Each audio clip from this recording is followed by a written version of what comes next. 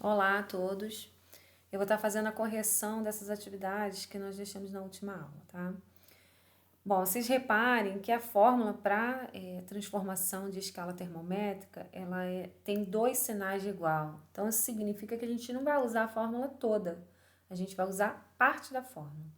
Então, por exemplo, ó, nessa letra A aqui, a gente está falando em graus Fahrenheit e graus Celsius. Então, essa primeira parte da fórmula está falando temperatura em Celsius, a segunda temperatura em Fahrenheit, a terceira temperatura em Kelvin. Em nenhum momento dessa questão daqui foi se falado, na verdade, sobre temperatura em Kelvin.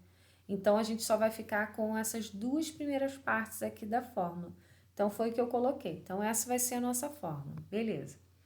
Aí, agora, o que eu vou fazer, ó?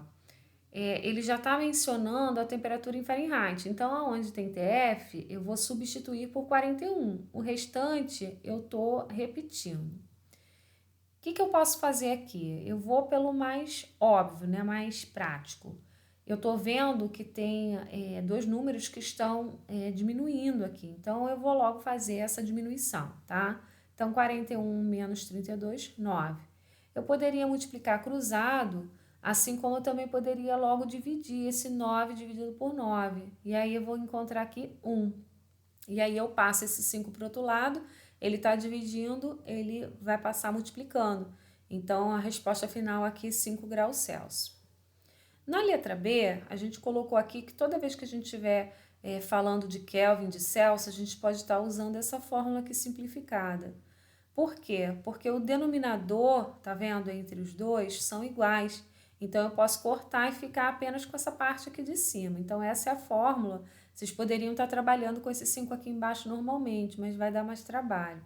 Então, eu estou preferindo fazer a opção aqui por essa fórmula aqui apenas de cima. Foi que eu coloquei aqui, tá?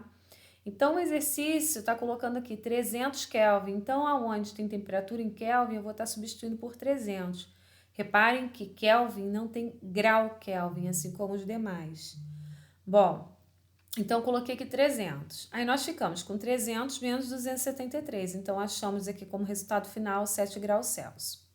Na segunda, a mesma coisa. A gente está trabalhando com temperatura em Celsius e Kelvin. Então, eu coloquei essa parte aqui da fórmula, né? Só que agora a gente está, o exercício está já mencionando o valor da temperatura em Celsius. Então, aonde tem temperatura em Celsius é que eu vou substituir aqui por 10, tá? E esse menos 273, ele vai ter que passar para o outro lado. E quando ele passa para o outro lado, ele vai passar somando. Então, a gente vai ficar com 10 mais 273 e a resposta final, 283 Kelvin, 100 graus.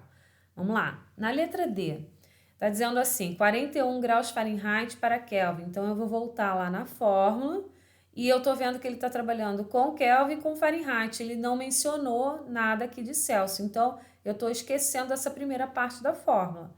Aí, a gente volta para lá. Eu copiei, né, sem a primeira parte da fórmula. Aonde tem TF, né, temperatura em Fahrenheit, eu estou colocando aqui 41. Então, de cara, eu já sei que eu posso diminuir isso daqui, eu vou achar 9. 9 dividido por 9, 1. Esse 5 ele vai passar para o outro lado multiplicando. Esse menos 273 ele vai passar para lá somando. Então, eu fiquei com 273 mais 5, 278 Kelvin. A mesma coisa aconteceu aqui na letra E, né? A gente está falando em temperatura em Fahrenheit, temperatura em Kelvin. Então, eu coloquei essa parte aqui da fórmula, aonde tem TK, eu estou colocando 303. Então, eu já posso diminuir aqui, achei 30. E aí, eu posso dividir 30 dividido por 5, achei 6. Passei esse 9 para o outro lado, multiplicando, achei o valor aqui de 54. Passei esse menos 32 para o outro lado, ele passou somando, resposta final, 86 graus Fahrenheit.